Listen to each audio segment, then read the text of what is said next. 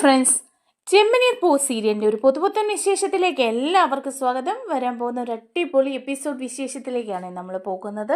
രേവതി ബിസിനസ്സിലൊക്കെ പച്ച പിടിച്ച് വരികയാണ്. ഒരു നല്ല വലിയ ഓർഡറൊക്കെ കിട്ടുകയാണ് കേട്ടോ രേവതിക്ക്. ആ സമയത്താണ് ഒരു സത്യം വെളിപ്പെടുത്താനായിട്ട് ശരത്ത് അങ്ങോട്ട് വരുന്നത്. കാരണം സച്ചിയും ആൻ്റണിയും തമ്മിൽ ചില പ്രശ്നങ്ങളൊക്കെ ഉണ്ടാവുകയും അതുപോലെ രേവതിയുടെ ആക്സിഡൻറ്റിൻ്റെ പിന്നിൽ ആരാണെന്ന് അന്വേഷിച്ച് സച്ചി നടക്കുകയൊക്കെ ചെയ്യാണ്. ആ സമയത്ത് നമ്മുടെ ശരത്താണെങ്കിൽ ഒരു സത്യം മനസ്സിലാക്കിയിട്ട് വന്ന് പറയാണ് കേട്ടോ, സച്ചിയെ കൊല്ലാൻ ശ്രമിച്ചത് വേറെ ആരുമല്ല, ശ്രുതിയാണ് അതിന് കൂട്ടുനിന്നതെന്നുള്ള കാര്യം. എല്ലാവരുടെ മുമ്പിൽ അത് പറയുമ്പോഴേക്കും ശ്രുതി ഉൾപ്പെടെയുള്ളവർ ശ്രുതിയെ തള്ളി പറയുകയാണ് ചെയ്യുന്നത്. ആ ഒരു വിശേഷങ്ങളിലേക്കാണ് നമ്മൾ പോകുന്നത്. നമ്മുടെ വീഡിയോ ഇഷ്ടമായ ലൈക്ക് ചെയ്യണേ, ഹൈപ്പ് ചെയ്യണേ, ചാനൽ കൂടി ഒന്ന് സബ്സ്ക്രൈബ് ചെയ്ത് സപ്പോർട്ട് ചെയ്യണേ. അങ്ങനെ രേവതിക്ക് ഒരു വലിയ ഓർഡർ കിട്ടുകയാണ് കേട്ടോ. അത് ഒരു രാഷ്ട്രീയക്കാരുടെ ഒരു സമ്മേളനത്തിൻ്റെ മാലകെട്ടാണ്. അതൊരു നല്ല എമൗണ്ട് തന്നെ രേവതിക്ക് അതിൽ നിന്ന് കിട്ടുക. അപ്പോൾ രേവതി സച്ചിയോട് പറയുന്നുണ്ട്, ഇതുപോലൊരു 2-3 ഓർഡറൊക്കെ നമുക്ക് കിട്ടിക്കഴിഞ്ഞാൽ നമുക്കൊരു ഓഫീസൊക്കെ ഇട്ടിരിക്കുക അല്ലേ സച്ചിയേട്ടാന്ന് പറയാം. അപ്പോൾ സച്ചി പറയുന്നുണ്ട്, ശരിയാ, അങ്ങനെയൊക്കെ ചെയ്യാം. അങ്ങനെ ചെയ്ത് 1-2 സ്റ്റാഫിനെയൊക്കെ വെച്ചാൽ നിനക്ക് കുറേ വലിയ ഓർഡറൊക്കെ കിട്ടിക്കഴിഞ്ഞാൽ ചെയ്യാൻ പറ്റിയല്ലേ എന്ന് ചോദിക്കുക. അപ്പോൾ രേവതി പറയുന്നുണ്ട്, അതൊക്കെ ചെയ്യാൻ പറ്റും സച്ചിയേട്ടാ, എന്തായാലും മുകളിലൊരു റൂം കിട്ടുന്നതിനെക്കുറിച്ച് നമ്മൾ ചിന്തിക്കേണ്ടതുണ്ടെന്ന് പറയാം. അങ്ങനെ ഇരിക്കുമ്പോഴാണ് കേട്ടോ ആ രാഷ്ട്രീയക്കാരൻ വഴി തന്നെ വലിയ ഒരു ഓർഡർ കൂടി കിട്ടുകയാണ്. ഒരു വിവാഹത്തിൻ്റെ ഒരു നല്ല എമൗണ്ട് തന്നെ അഡ്വാൻസ് കിട്ടുകയാണ് അവർക്ക്. ആ അഡ്വാൻസ് തുക കൊണ്ടുവന്ന് നേരെ രവിയുടെ കയ്യിൽ കൊടുക്കുക. എന്നിട്ട് രവിയോട് സച്ചി പറയുന്നുണ്ട്, രേവതിക്ക് ഒരു വലിയ ഓർഡർ കിട്ടി, 5 ലക്ഷം രൂപ തന്നെ അഡ്വാൻസ് കിട്ടിയിട്ടുണ്ടെന്ന് പറയാം. അപ്പോൾ ഇത് കേൾക്കുമ്പോൾ നമ്മുടെ ചന്ദ്രയ്ക്ക് എങ്ങോട്ട് സഹിക്കുന്നില്ല കേട്ടോ. ചന്ദ്ര പറയാം, 5 ലക്ഷം രൂപ അഡ്വാൻസോ? ഈ മാല കിട്ടുന്നതിനൊക്കെ 5 ലക്ഷം രൂപ അഡ്വാൻസൊക്കെ കിട്ടുമോ? അത്രയ്ക്ക് വലിയ ഓർഡറൊക്കെയാണ് ഇവക്ക് കിട്ടിയിരിക്കുന്നത് എന്നൊക്കെ ഇങ്ങനെ വിചാരിക്കുകയാണ്. എന്നിട്ട് ചന്ദ്ര മനസ്സിൽ വിചാരിക്കുക, ഇവക്ക് ഇത്രയും വലിയ ഓർഡറൊക്കെ കിട്ടി, ഇവളുടെ ബിസിനസ്സൊക്കെ പച്ച പിടിച്ചാൽ പിന്നെ ഞാൻ ഇവളുടെ കാൽക്കീഴിൽ കിടക്കേണ്ടി വരുമല്ലോ. ഈ അടുക്കളയിലെ പണി മുഴുവൻ ഞാൻ തനിയെ ചെയ്യേണ്ടി വരും. ഇവളാണെങ്കിൽ എപ്പോഴും മാല കെട്ട് എന്ന് പറഞ്ഞ് ഇറങ്ങി പോവുകയും ചെയ്യും. അതിന് തടയിടണം. എന്തായാലും ഇവള് ഇങ്ങനൊരു വലിയ ഓർഡറൊന്നും പിടിച്ച് പോകണ്ട, കുറച്ച് എന്തെങ്കിലുമൊക്കെ ഇവിടെ ഇരുന്ന് ചെയ്താൽ മതി എന്നൊക്കെ വിചാരിക്കുക. എന്നിട്ട് ഈ ചന്ദ്ര ചെന്നിട്ട് ശ്രുതിയോട് പറയുന്നുണ്ട്, ശ്രുതി നീ കേട്ടോ, ആ രേവതിക്ക് വലിയൊരു കല്യാണത്തിൻ്റെ ഓർഡർ കിട്ടി. ഒരാഴ്ചത്തെ ഫംഗ്ഷനാണ്. ആ ഒരാഴ്ച മുഴുവൻ ഫ്ലവർ അറേഞ്ച്മെൻറ്റും മാലകളും ബൊക്കകളും ഒക്കെ ഉണ്ടാക്കി കൊടുക്കേണ്ടത് രേവതിയാണ്. അത് 5 ലക്ഷം രൂപയാണ് അവർ അഡ്വാൻസ് കൊടുത്തത്. അവർക്ക് എപ്പോഴും ഫ്രഷ് ഫ്ലവേഴ്സ് മാറ്റി മാറ്റി വെച്ച് കൊടുക്കണം. അത്രയും വലിയ ഓർഡർ അവർക്ക് കിട്ടിയിരിക്കുന്നത്. അഡ്വാൻസ് തന്നെ 5 ലക്ഷം എന്ന് പറയുമ്പം മാല കെട്ടിയാൽ ഇത്രയും പണമൊക്കെ കിട്ടുമോ? അപ്പോൾ ശ്രുതി പറഞ്ഞു കൊടുക്കുക, പിന്നെ കിട്ടും. വലിയ കല്യാണങ്ങളും ഫംഗ്ഷനും ഒക്കെ വന്ന ആഴ്ചകളും മാസങ്ങളും ഒക്കെ നീണ്ടു നിൽക്കും. അവർക്ക് ഫ്ലവർ ഡെക്കറേഷനൊക്കെ ഒരുപാട് പണം ചിലവാക്കാൻ തയ്യാറായിട്ടുള്ളവരാ. ഒരുപാട് ഓർഡർ കൊടുത്തെന്നും ഇരിക്കും. അങ്ങനെ ആകുമ്പോൾ അവർക്ക് അഡ്വാൻസും പേയ്മെൻറ്റും എല്ലാം കൂടുതൽ കിട്ടും എന്ന് പറയാണ്. അപ്പോഴേക്കും ചന്ദ്ര ചോദിക്കുക ശ്രുതിയോട്, അതെ എടി ശ്രുതി, അപ്പോൾ ഇവള് എത്ര സമയം ജോലി ചെയ്യേണ്ടി വരും? ഇവക്ക് എപ്പോഴും അവിടെ തന്നെ പോകേണ്ടി വരികയല്ലേ? വീട്ടിലെ കാര്യങ്ങളൊന്നും ചെയ്യാൻ രേവതിക്ക് നേരം കിട്ടുമോ? അപ്പോൾ ശ്രുതി പറഞ്ഞു കൊടുക്കുക, വീട്ടിലെ കാര്യങ്ങളൊന്നും ചെയ്യാൻ രേവതിക്ക് നേരമൊന്നും കിട്ടില്ല. അങ്ങനെ വലിയ ഓർഡറൊക്കെ കിട്ടുമ്പം 24 മണിക്കൂർ അവിടെ ജോലി എടുക്കേണ്ടി വരും. പോരാത്തതിന് 5-6 ജോലിക്കാരെയൊക്കെ വെച്ച് ചെയ്യിപ്പിക്കേണ്ടിയും വരും. പിന്നെ ഫംഗ്ഷൻ നടക്കുന്ന സ്ഥലത്ത് എപ്പോഴും ഇവിടെ ഉണ്ടായിരിക്കണം, എല്ലാ കാര്യങ്ങളും ശ്രദ്ധിക്കണം. അപ്പോൾ വീട്ടിലെ കാര്യങ്ങളോ ഒന്ന് ചന്ദ്ര ചോദിക്കാം. അപ്പോൾ ശ്രുതി പറയാം, വീട്ടിലെ കാര്യങ്ങൾ ആൻറ്റി തന്നെ ശ്രദ്ധിക്കണം. വീട്ടിലെ ജോലികളും അടുക്കള പണിയും എല്ലാം ആൻറ്റി തന്നെ ചെയ്യേണ്ടി വരും. രേവതിയെ പിന്നെ ഒന്ന് കാണാൻ പോലും കിട്ടില്ല. പിന്നെ കൈ നിറച്ച് കാശായാലേ ആൻറ്റി അവളുടെ വെറും ജോലിക്കാരിയായിട്ട് ഇവിടെ നിൽക്കേണ്ടി വരും. അത്രയേ ഉള്ളൂ. അപ്പോഴേക്കും ചന്ദ്ര പറയാണ്, എൻ്റെ ശ്രുതി, അങ്ങനെയാണ് ഞാൻ അവളുടെ കാൽ കീഴിൽ കിടക്കേണ്ടി വരുമല്ലോ. ഇതൊക്കെ തടയണമല്ലോ. ഇവക്ക് ഇത്രയും വലിയ ബിസിനസ് ഒന്നും വേണ്ട. ചെറിയ തോതിൽ ഇപ്പം ചെയ്യുന്ന പോലെ എന്തെങ്കിലുമൊക്കെ മാല കെട്ടി വരുമാനം കിട്ടിയാൽ മതി. വീട്ടിലെ ജോലികളൊക്കെ ഇവള് തന്നെ ചെയ്യണം. എനിക്ക് അടുക്കളയിൽ കിടന്ന് പണിയാനൊന്നും എനിക്ക് വയ്യ. അപ്പോൾ ശ്രുതിയും പറയാം, ശരി ആൻറ്റി, അവളിങ്ങനെ വലിയ ബിസിനസ്സിലോട്ട് പോയ ആൻറ്റിക്ക് തന്നെയാണ് അതിൻ്റെ കുറവ്. ഞാനും പാർലറിലോട്ട് പോവും, മറ്റുള്ള വർഷയും പോകും. പിന്നെ ആൻറ്റി തന്നെ ഈ വീട്ടിലെ ജോലികൾ മുഴുവൻ ചെയ്യേണ്ടി വരും. അത് ആൻറ്റി ഒരു കാര്യം ചെയ്യണം. എങ്ങനെ അങ്കിളിനോട് പറഞ്ഞിട്ടും അതുപോലെ സച്ചിയോട് പറഞ്ഞിട്ടും ഒക്കെ ആ രേവതിയുടെ ബിസിനസ് അങ്ങ് നിർത്തണം. വലിയ ഓർഡറൊന്നും പിടിക്കാൻ പോകണ്ട, ചെറുതെന്തെങ്കിലുമൊക്കെ ചെയ്താൽ മതി എന്ന് ആൻറ്റി തീർത്തങ്ങ് പറയണം. ഞാൻ പറയാം എന്നൊക്കെ ചന്ദ്ര ഇങ്ങനെ പറയാം. അങ്ങനെ വലിയ ഓർഡറിൻ്റെ അഡ്വാൻസ് കൊണ്ട് കൊടുത്തിട്ട് മുറി പണിയാനായിട്ട് തുടങ്ങുകയാണ് കേട്ടോ രവി. അങ്ങനെ കോൺട്രാക്ടറൊക്കെ വന്ന് കാണുന്നുണ്ട്. കണ്ടിട്ട് മുറി പണിയാനുള്ള സംഗതികളൊക്കെ ചെയ്തുകൊണ്ടിരിക്കുകയാണ്. അപ്പോൾ രേവതി സച്ചിയോട് സംസാരിക്കുക. അപ്പോൾ രേവതി പറയുന്നുണ്ട്, സച്ചിയേട്ടാ കണ്ടോ, നമ്മൾ മനസ്സറിഞ്ഞ് ആഗ്രഹിച്ചപ്പം അതൊക്കെ നടക്കുന്നത്. അന്ന് ഞാൻ അമ്മയെ വെല്ലുവിളിച്ചിരുന്നു. ദേ ഇപ്പം കണ്ടില്ലേ, ആ വെല്ലുവിളിയൊക്കെ സത്യമാകാൻ പോവുക. എനിക്ക് മുകളിൽ റൂം പണിയാൻ പറ്റിയില്ലേ. ഇതുപോലെ നമ്മൾ ഇഷ്ടപ്പെട്ട് ആഗ്രഹിച്ച എല്ലാ കാര്യങ്ങളും അങ്ങ് നടക്കുന്നേ. സച്ചി പറയും, ശരിയാ, ഇതൊക്കെ ഒരു ഭാഗ്യം തന്നെയാണ് കേട്ടോ. അതുകൊണ്ടല്ലേ ഇത്ര വലിയ ഓർഡറൊക്കെ കിട്ടിയത്. കണ്ടോണം ഇനി നമ്മൾ വെച്ചടി അങ്ങ് കയറും. അപ്പോൾ രേവതി പറയാ, നന്നായിട്ട് അധ്വാനിക്കാനുള്ള മനസ്സുണ്ടെങ്കിലേ ഇതൊക്കെ അങ്ങ് നടന്നു പോകുന്നേ എന്ന് പറയാം. അതേസമയം ചന്ദ്രയാണ് രവിയോട് പറയാ, നിങ്ങൾ എന്ത് കണ്ടിട്ടാണ് ഇപ്പോൾ ഈ റൂം പണിയാനായിട്ട് തയ്യാറെടുക്കുന്നത്? ഈ റൂം പണിയാൻ കുറച്ച് പണം അവർ തന്നെന്നുള്ളത് സത്യ, ബാക്കി പണം ഇനി നിങ്ങൾ ഉണ്ടാക്കുമോ എന്ന് ചോദിക്കുക. രവി പറയുന്നുണ്ട്, അതെന്തിനാണ് ഞാൻ ഉണ്ടാക്കുന്നത്? രേവതി സച്ചിൻ ജോലി ചെയ്യുന്നുണ്ടല്ലോ, അവർ പണം കൊണ്ടു തരാമെന്ന് ഏറ്റിട്ടുമുണ്ട്. പിന്നെ എന്തിനാ ഞാൻ ഇനി ചന്ദ്രയെ ഉണ്ടാക്കുന്നത്? അവരവരുടെ മുറി പണിതോളും. രേവതിക്ക് ഇപ്പോൾ വലിയൊരു ഓർഡറാണ് കിട്ടിയിരിക്കുന്നത്. അതിൽ നമുക്ക് എത്ര രൂപ ലാഭം കിട്ടുമെന്ന് നിനക്ക് ചിന്തിക്കാൻ പോലും പറ്റില്ല. അതുപോലെ തന്നെ അവൾക്ക് വേറെ പല ഓർഡറും ഇനി വരും. ഇത് നന്നായിട്ട് ചെയ്താലേ രേവതിയുടെയും സച്ചിയുടെയും സമയം അങ്ങ് തെളിഞ്ഞു. അത് കേൾക്കുമ്പോൾ ചന്ദ്രയ്ക്ക് അങ്ങ് ഇഷ്ടപ്പെടുന്നില്ല. ചന്ദ്ര പറയാ, എന്താ മനുഷ്യ നിങ്ങൾ പറഞ്ഞത്? ഇനി അവൾക്ക് വലിയ വലിയ ഓർഡർ കിട്ടുമെന്ന്. വലിയ വലിയ ഓർഡർ കിട്ടുമ്പോഴേ അവൾക്ക് അതിൻ്റെ പുറകെ 24 മണിക്കൂർ നടക്കട്ടെ. അപ്പം പിന്നെ ഈ വീട്ടിലെ കാര്യങ്ങളൊക്കെ ആരാ ചെയ്യുന്നത്? ഈ വീട്ടിലെ അടുക്കള ജോലിയൊക്കെ ഞാൻ ചെയ്യണമെന്നാണോ നിങ്ങൾ പറയുന്നത്? അപ്പോൾ ഉടനെ തന്നെ രവി പറയാം, ആ അതൊക്കെ നീ ചെയ്യേണ്ടി വരും, അല്ല പിന്നെ ആര് ചെയ്യാനാ? വർഷമോളും ശ്രുതിയും ഒക്കെ ജോലിക്ക് പോവാണ്. പിന്നെ ജോലിയില്ലാതെ വീട്ടിൽ ഇരിക്കുന്ന നീ തന്നെ ഇതൊക്കെ ചെയ്യേണ്ടി വരും. അപ്പോഴേക്കും ചന്ദ്രയ്ക്ക് ഇഷ്ടപ്പെടുന്നില്ല. അപ്പം നിങ്ങൾ പറഞ്ഞു വരുന്നത് അവർക്കൊക്കെ ജോലിയുണ്ട്, വരുമാനമുണ്ട്, എനിക്ക് മാത്രം ജോലിയില്ല, വരുമാനവും ഇല്ല, ഞാൻ ഈ വീട്ടിലെ ജോലികൾ മാത്രം ചെയ്ത് ഇവിടെ ഇങ്ങനെ ഇരിക്കണം എന്നാണോ? അപ്പോൾ രവി പറയും, ഏയ് ഞാൻ അങ്ങനെയൊന്നും ഉദ്ദേശിച്ചില്ല. നിനക്കും ഉണ്ടല്ലോ ഒരു വരുമാനവും ജോലിയൊക്കെ. നിനക്കൊരു ഡാൻസ് സ്കൂളിലെ ഒരു ഡാൻസ് ടീച്ചറല്ലേ നീ? അപ്പോഴേക്കും ചന്ദ്ര പറയാം, ദേ ചൊറിയുന്ന വർത്തമാനം പറഞ്ഞുകൊണ്ട് വരരുതേ. ഡാൻസ് സ്കൂളിൻ്റെയും ഡാൻസ് ടീച്ചറിൻ്റെയും കാര്യം ഇനി ഇവിടെ മിണ്ടിപ്പോരുത്. ആഹാ, എന്നെ അധിക്ഷേപിക്കുന്നതിന് ഒരു പരിധിയില്ലേ? എന്തായാലും ഞാനൊരു കാര്യം പറഞ്ഞേക്കാം, രേവതിക്ക് എത്ര വലിയ ബിസിനസ് കിട്ടിയാലും കോടികൾ വരുമാനം വന്നാലും ഞാൻ ഈ അടുക്കളയിലെ ജോലിയൊന്നും ചെയ്യാൻ എനിക്ക് പറ്റില്ല. രേവതിയോട് തന്നെ രാവിലെ ഇതൊക്കെ ചെയ്തോളാൻ പറയണം. അപ്പം രവി പറയേ, എന്തിനാ ചന്ദ്ര ഇങ്ങനെ എല്ലാത്തിനും ഉടക്കിടുന്നത്? രേവതി മോള് ഇപ്പോഴും ജോലി ചെയ്യുന്നുണ്ട്, എന്നിട്ടും അവളെ വെളുപ്പിന് എണീറ്റ് ഈ വീട്ടിലെ ജോലികളെല്ലാം തീർക്കുന്നില്ലേ? അല്ലാതെ നീയോ നിന്റെ മറ്റു മരുമക്കളോ ഒന്നും അല്ലല്ലോ അത് ചെയ്യുന്നത്. അതുപോലെ തന്നെ രേവതി മോളങ്ങ് ചെയ്തോളും, നീ അത് ഓർത്ത് വിഷമിക്കാനൊന്നും പോകണ്ട എന്ന് പറയുകയാണ് കേട്ടോ. അപ്പോൾ ഇതൊക്കെ കേൾക്കുമ്പോൾ ചന്ദ്രയ്ക്ക് നല്ല ദേഷ്യമാണ്. അപ്പോൾ ചന്ദ്രയോട് വന്നിട്ട് ശ്രുതി വീണ്ടും പറഞ്ഞു കൊടുക്കുകയാണ്. കുശുമ്പ് മൂത്തിരിക്കുകയാണ് ശ്രുതിക്ക്. ശ്രുതി പറയാ, ആൻറ്റി ഇത് പിടിച്ച് നിർത്തിക്കോണം കേട്ടോ, ഇല്ല ആൻറ്റിക്ക് തന്നെയാണ് മോശം. രേവതി അങ്ങ് ഉയരങ്ങളിലെത്തും, പിന്നെ നമ്മളൊക്കെ അവളുടെ കാൽ കീഴിൽ കിടക്കേണ്ടി വരും, ഓർത്തോ എന്ന് പറയുമ്പോൾ ചന്ദ്ര പറയാ, നീ കണ്ടോണം ശ്രുതി, ഇതൊക്കെ ഞാൻ നിർത്തും, അവളുടെ ഒരു ബിസിനസ് എന്നൊക്കെ ഇങ്ങനെ പറയാണ്. അതേസമയം ബിസിനസ്സിലൊക്കെ നല്ല രീതിയിൽ ഉയർന്നു വരുന്നത് കാണുമ്പം തന്നെ ആൻ്റണിക്ക് നല്ല അസൂയ തോന്നുകയാണ് സച്ചിയോട്. ആൻ്റണി അവിടെ ഇരുന്ന് ആൻ്റണിയുടെ സുഹൃത്തുക്കളോട് സംസാരിക്കുമ്പോൾ പറയുന്നുണ്ട്, എടാ ആ സച്ചിയുടെ ഭാര്യയ്ക്ക് ഒരു വലിയ ഓർഡറാണ് കിട്ടിയിരിക്കുന്നത്. ഒരു വലിയ കല്യാണത്തിൻ്റെ ഒരാഴ്ചത്തെ ഫംഗ്ഷൻ്റെ ഓർഡർ മുഴുവൻ അവർക്കാണ്. ലക്ഷക്കണക്കിന് രൂപ അതേ അവർക്ക് ലാഭം കിട്ടാൻ പോകുന്നത്. ഈ രീതിയിൽ രേവതി പണം ഉണ്ടാക്കാൻ തുടങ്ങിയാലേ സച്ചിയും രേവതിയാ നമ്മളെക്കാളും ഉയർന്നു പോകും. നമ്മൾ ഈ വട്ടിപ്പലിശയ്ക്ക് കൊടുക്കുന്നതിൽ നന്നായിട്ട് അവർ പണം ഉണ്ടാക്കും. പിന്നെ സച്ചിയുടെ കാൽ കീഴിൽ നമ്മൾ നിൽക്കേണ്ടി വരും. അവനെ അവളെ ഒന്ന് തടഞ്ഞു നിർത്താൻ പോലും പറ്റില്ല. ഇപ്പോഴാണെങ്കിലേ ആ ശരത്ത് അവൻ അവൻ എൻ്റെ കൂടെ ഉണ്ടായിരുന്നു. അവനെ ആ സച്ചി പറഞ്ഞു മാറ്റി. അവനുണ്ടായിരുന്നപ്പോൾ ഒരു ബലമായിരുന്നു. ചെറുക്കൻ എവിടെയെങ്കിലുമൊക്കെ പോയി വഴക്കുണ്ടാക്കുകയും പ്രശ്നം ഉണ്ടാക്കുകയൊക്കെ ചെയ്താലും കാര്യങ്ങളൊക്കെ അങ്ങ് നടന്നു പോയേനെ. ദേ ഇപ്പം അവന് നല്ല കുഞ്ഞായി. ഇനിയിപ്പോൾ സച്ചിയെ എങ്ങനെയെങ്കിലും സച്ചിക്കിട്ട് എങ്ങനെയെങ്കിലും പണി കൊടുക്കണം. അതിന് ആ വീട്ടിൽ സഹായിക്കാൻ ഒരേ ഒരാളേ ഉള്ളൂ, ആ ശ്രുതി. അവൾ നമ്മുടെ കൂടെ നിൽക്കുന്നതാ നമുക്കൊരു സഹായം. എന്നാലും എനിക്ക് ചെറിയൊരു അസൂയൊക്കെ തോന്നുന്നുണ്ടടാ, ഇത്രയൊക്കെ നന്നായിട്ട് രേവതിയുടെയും സച്ചിയുടെയും ബിസിനസ് പോകുന്നത്. ഇങ്ങനെ അങ്ങോട്ട് മുകളിലോട്ട് പോയാൽ അവരെ പിന്നെ പിടിച്ചാൽ കിട്ടില്ല. ആ ശ്രുതിയെ പിടിച്ച് എന്തെങ്കിലും പണിയൊക്കെ ഒപ്പിക്കണം, സച്ചിയെ വളരാൻ അനുവദിച്ചുകൂടാന്നൊക്കെ പറയാണ്.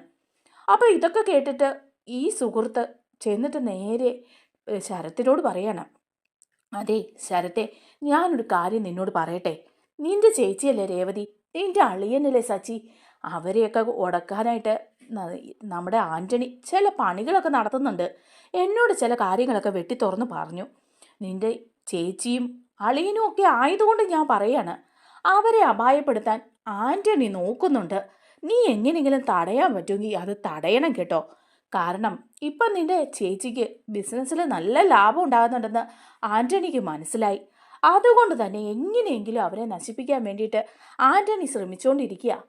നീ ഈ കാര്യത്തിൽ അവരെ ഒന്ന് ബോധ്യപ്പെടുത്തണം. സച്ചിക്കൊരു മുന്നറിയിപ്പ് കൊടുക്കണം. അപ്പോഴേക്കും ശരത്ത് പറയാ, ഏയ് ആൻ്റണി അങ്ങനെയൊന്നും ചെയ്യില്ല, ഈ പറച്ചിലൊക്കെ ഉള്ളൂ. പിന്നെ സച്ചിയേട്ടനുമായിട്ട് നേരിട്ട് ഉടക്കാൻ ചെന്ന ആൻ്റണി ജയിക്കില്ലെന്ന് ആൻ്റണിക്ക് അറിയാം. സച്ചിയേട്ടൻ്റെ അടുത്ത് ആൻ്റണിയുടെ ഒരു കളികളും നടക്കില്ല എന്ന് പറയാണ്. അപ്പോൾ ഉടനെ അയാൾ പറയാണ്, ഒരു കളികളും നടക്കില്ല, നേരെയാണെങ്കിലല്ലേ ഉള്ളൂ, ചതിയിലൂടെ എന്തെങ്കിലും ചെയ്താലോ? എനിക്ക് അനുഭവം ഉള്ളതുകൊണ്ട് ഞാൻ പറയാണ്. ആ വീട്ടിലൊരുത്തിയുണ്ടല്ലോ ശ്രുതി, ആ ശ്രുതിയുടെ ഭാര്യ, അവൾ മഹാ ഫ്രോഡാണ്. ഈ ആൻ്റണിയുടെ ഫ്രണ്ടാണ് കേട്ടോ. ആൻ്റണിയായിട്ട് ചേർന്ന് അവൾ പല പണികളും ഒപ്പിക്കുന്നുണ്ട്. സച്ചിയെ രേവതി ഒറ്റ കൊടുക്കുന്നത് അവളാണെന്ന് പറയാ. അപ്പോൾ ഉടനെ ശരത്ത് ചോദിക്കുക, നീ പറഞ്ഞത് സത്യമാണോ? ഏത് രീതിയിലാണ് ശ്രുതി അവരെ ഒറ്റ കൊടുത്തത്? അവളിനി അങ്ങനെ എന്തെങ്കിലും ചെയ്തിട്ടുണ്ടെങ്കിൽ അവളെ ഞാൻ വലിച്ചു കീറും. സച്ചിയേട്ടനെ അതുപോലെ ചേച്ചിയെയും ഒറ്റ കൊടുക്കാനും അവരെ ചതിക്കാനും ഒന്നും അവൾ കൂടെ നിൽക്കേണ്ട കാര്യമില്ല. അപ്പോഴേക്കും അയാൾ പറയാം, അതേ കാര്യമുണ്ടാ, നേരത്തെ ഇതുപോലെ നീ ഓർക്കുന്നില്ലേ, സച്ചിയുടെ വണ്ടിയുടെ ബ്രേക്ക് പോയി ഒരപകടം ഉണ്ടായി, ഒരാളെ ഇടിച്ചതൊക്കെ? അന്ന് സച്ചിയുടെ വണ്ടിയൊക്കെ പോലീസ് പിടിച്ചു വെച്ചത്. അപ്പോഴേക്കും ശരത്ത് പറയാം, ഓർമ്മയുണ്ട്, പോലീസ് സ്റ്റേഷനിലായിരുന്നല്ലോ വണ്ടി. അത് കഴിഞ്ഞ് രേവതി ചേച്ചി സച്ചിയേട്ടനും കൂടെ ആണല്ലോ അത് ഒരു വിധത്തിൽ ഇറക്കിയെടുത്തത്. എന്താടാ ഇപ്പം അത് പറയാൻ കാര്യം? എടാ, അത് ഞാൻ നിന്നോട് പറഞ്ഞു എന്താന്ന് വെച്ചാൽ, അന്ന് ആ വണ്ടിയുടെ ബ്രേക്ക് എങ്ങനെ പോയെന്നാ നീ വിചാരിക്കുന്നത്? അപ്പോൾ ശരത്ത് പറയാ, അതെനിക്കറിയില്ല. എന്താടാ, എന്തെങ്കിലും ചതിയാണോ? ആൻ്റണി എന്തെങ്കിലും രീതിയിൽ ചതിച്ചതാണോ? അപ്പോൾ അയാൾ പറയാണ്, അതെ, ആൻ്റണി ചതിച്ചതാണ്. ആ വണ്ടിയുടെ ബ്രേക്ക് കളഞ്ഞത് ആൻ്റണിയാണെന്ന് പറയാം. അപ്പോൾ ശരത്ത് ചോദിക്കുക, അതെങ്ങനെയാണ് ആൻ്റണി ആ വണ്ടിയുടെ ബ്രേക്ക് കളയുന്നത്? ആ വണ്ടി സച്ചിയേട്ടൻ്റെ വീട്ടിലല്ലേ കിടക്കുന്നത്, അതിൻ്റെ താക്കോല് സച്ചിയേട്ടൻ്റെ കയ്യിലല്ലേ, പിന്നെ എങ്ങനെയാണ് അത് ആൻ്റണിക്ക് കഴിയുക? അവിടെയാണ് ഒരു ചതി നടന്നത്. അന്ന് ആ വണ്ടി എടുക്കാനേ പോയത് ഞാനും കൂടിയാണ്. അതിൻ്റെ സകല ഡീറ്റെയിൽസും എൻ്റെ കയ്യിലുണ്ട്. അന്ന് ആ ശ്രുതി എന്ന് പറയുന്നവളുണ്ടല്ലോ, അവളെ വിളിച്ച് ചോദിച്ചിട്ടാ ആൻ്റണി അങ്ങോട്ട് പോയത്. അവൾ അതിനെല്ലാം ഒത്താശയും ചെയ്തു കൊടുത്തു. അവിടെ ചെന്നപ്പം വണ്ടിയുടെ കീ എടുത്തു കൊടുത്തത് അവളാ. അങ്ങനെയാണ് വണ്ടി കേടാക്കി ബ്രേക്ക് കളഞ്ഞു വെച്ചത്. അറിയോ നിനക്ക്? ഇതിനൊക്കെ എന്താ തെളിവ്? ഞാൻ വെറുതെ ചെന്ന് അവിടെ ശ്രുതിയെ ചോദ്യം ചെയ്താൽ അവളത് സമ്മതിച്ചു തരുവോടാ? അതിനൊക്കെ തെളിവുണ്ട്. ആ ശ്രുതി കീയൊക്കെ എടുത്തുകൊണ്ട് തരുന്ന കാര്യവും ആൻ്റണിയുമായിട്ട് സംസാരിക്കുന്നതൊക്കെ ഞാൻ റെക്കോർഡ് ചെയ്ത് വെച്ചിട്ടുണ്ട്. ഇങ്ങനെയുള്ള കാര്യങ്ങളൊക്കെ ചെയ്യുമ്പം എന്തെങ്കിലും ഒരു ചതി വേറൊരു വശത്തുനിന്ന് വന്നാലോ എന്ന് ഓർത്തിട്ട് ഞാൻ ഈ പണിയൊക്കെ ഒപ്പിച്ച് വെച്ചതാ. ദേ നിന്നെ കാണിച്ചു തരാമെന്ന് പറഞ്ഞ് അത് കാണിച്ചു കൊടുക്കുക. അപ്പോൾ ശരത്ത് പറയാം, കൊള്ളാലോ അവള്, സച്ചിയെ രേവതി ചേച്ചിയെ ഒറ്റ കൊടുക്കാനായിട്ട് അവളിരിക്കുകയാണല്ലോ. ഇനി അവരെ ചതിക്കാൻ ഇവള് മറക്കില്ലല്ലോ. അതുകൊണ്ട് നീ ഈ വീഡിയോ എൻ്റെ ഫോണിലോട്ടൊന്ന് ഇട്ട് തന്നേ, ഞാനൊന്ന് അവിടെ ചെന്ന് ശ്രുതിയോട് കുറച്ച് കാര്യങ്ങൾ സംസാരിക്കട്ടെ. അപ്പോൾ ഫ്രണ്ട് പറയാം, എടാ, ഒറ്റ ചാട്ടത്തിന് ചെന്ന് അവിടെ സംസാരിച്ച് ബഹളം ഉണ്ടാക്കുമൊന്നും വേണ്ട. പക്ഷേ നിന്റെ അളിയനെ പെങ്ങളെ ഈ വിവരം അറിയിക്കണം. അവരെ ചതിക്കാൻ പരുങ്ങിയിരിക്കുന്നവർ ആ വീട്ടിൽ തന്നെ ഉണ്ടെന്നുള്ള കാര്യം. ശരി എന്ന് പറഞ്ഞ് നല്ല ദേഷ്യത്തിലാണ് കേട്ടോ നമ്മുടെ ശരത്ത് നേരെ ചന്ദ്രോദയത്തിലേക്ക് ചെല്ലുകയാണ്. ചന്ദ്രോദയത്തിൽ ചെന്ന് കയറിയിട്ട് രേവതി ചേച്ചി സച്ചിയേട്ടാന്നൊക്കെ പറഞ്ഞ് വിളിച്ചങ്ങ് കയറി ചെല്ലുക. അപ്പം നമ്മുടെ ചന്ദ്ര അങ്ങോട്ട് ഇറങ്ങി വരിക. ചന്ദ്ര ചോദിക്കുക, എന്താടാ, എന്താ നീ ഇപ്പം ഇങ്ങോട്ട് ചാടിക്കയറി വന്നത്? എന്തെങ്കിലും കക്കാനോ മോഷ്ടിക്കാനോ ആണോ ഈ വെപ്രാളം? അപ്പോൾ ശരത്ത് പറയാം, ഞാൻ നിങ്ങളോട് എന്തെങ്കിലും ചോദിച്ചോ? ഞാൻ സച്ചിയേട്ടനെ രേവതി ചേച്ചിയാണ് വിളിച്ചത്. അവരെവിടെയാന്നാ ചോദിച്ചത്. അതിന് നിങ്ങൾ കിടന്ന് ബഹളം വയ്ക്കുന്നത് എന്തിനാ? അല്ല, ബഹളം വയ്ക്കുന്നത് എന്തിനാന്ന്? പണം മോഷ്ടിച്ചവനല്ലാടാ നീ. ഇങ്ങനെ ഓടിച്ചാടി കയറി ഇങ്ങോട്ട് വന്നപ്പം ഇനി എന്തെങ്കിലും മോഷ്ടിക്കാനോ എന്നെ കൊല്ലാനോ വല്ലതാണെന്ന് എനിക്കറിയില്ലല്ലോ. അതുകൊണ്ട് ഞാൻ നിന്നോട് ചോദിച്ചതാ. ഓഹോ, ഞാൻ നിങ്ങളെ കൊല്ലാനും തല്ലാനും ഒന്നും അല്ല വന്നത്. രേവതി ചേച്ചിയെ സച്ചിയേട്ടനെയും അതുപോലെ തന്നെ നിങ്ങളുടെ മൂത്ത മരുമോളുണ്ടല്ലോ ശ്രുതി, അവളെ ഇങ്ങോട്ട് വിളിക്കേ. അതെന്തിനാ ശ്രുതി മോളെ വിളിക്കുന്നത്? രേവതി സച്ചി നിന്റെ ബന്ധുക്കളാണ്, പിന്നെ ശ്രുതി എന്തിനാ വിളിക്കുന്നത്? അവൾ നിന്നെ എന്താ ചെയ്തത്? അവൾ എന്താ ചെയ്തതെന്നൊക്കെ ഞാൻ പറയാം, വിളിച്ചേർക്ക്. അപ്പോഴേക്ക് ശ്രുതിയും രേവതി സച്ചിയും എല്ലാവരും കൂടെ അങ്ങോട്ട് വരികയാണ്. അപ്പോഴേക്ക് ശ്രുതിയെ കാണുമ്പോഴേക്കും ചീറ്റി അടുത്ത് ചെല്ലാണ് നമ്മുടെ ശരത്ത്. എന്നിട്ട് പറയാം, എടി പേരും കള്ളി, നീ ഇവിടെ ചെയ്യുന്ന കള്ളത്തരങ്ങളൊക്കെ ഇവിടെ ആർക്കും മനസ്സിലാവുന്നില്ലായിരിക്കും, പക്ഷെ എനിക്ക് മനസ്സിലായി കേട്ടോ. അപ്പം ശ്രുതി ചോദിക്കുക, നിനക്കെന്താ മനസ്സിലായേ? എടാ പെരുങ്കള്ള, നീ അല്ലേടാ കള്ളൻ. ആ ആന്റണിയുടെ കൂടെ നടന്ന് തല്ലും കുത്തും ഒക്കെ ആയിട്ട് നടക്കുകയെ ഇവിടുന്ന് പണം മോഷ്ടിക്കുകയൊക്കെ ചെയ്തത് നീ തന്നെയല്ലേടാ. ദേ, എന്നെ ഭരിക്കാനായിട്ട് വരരുത്. ഞാൻ പണം മോഷ്ടിച്ചെന്നുള്ളത് സത്യമാ. പക്ഷേ ദേ, ഇപ്പം നിങ്ങൾ ചെയ്തിരിക്കുന്ന അതിൽ വലിയ തെറ്റല്ലേ? അപ്പോൾ ഉടനെ ശ്രുതി ചോദിക്കുക, ആഹാ ഇത് കൊള്ളാമല്ലോ, നീയുള്ള കള്ളത്തരങ്ങളെല്ലാം ചെയ്തേച്ച് നീ എന്നെ വന്ന് ഭരിക്കാൻ വരുന്നോ? നീ എന്നെ ഭരിക്കാനൊന്നും വരണ്ട. നിന്റെ ചേച്ചി ഉണ്ടല്ലോ ദേ ഇവള്, ഈ രേവതി, അവളെ ഭരിച്ചാൽ മതി കേട്ടോ. അപ്പോഴേക്ക് രേവതി പെട്ടെന്ന് ഇല്ല, എന്താ ശരത്തെ ഇത്?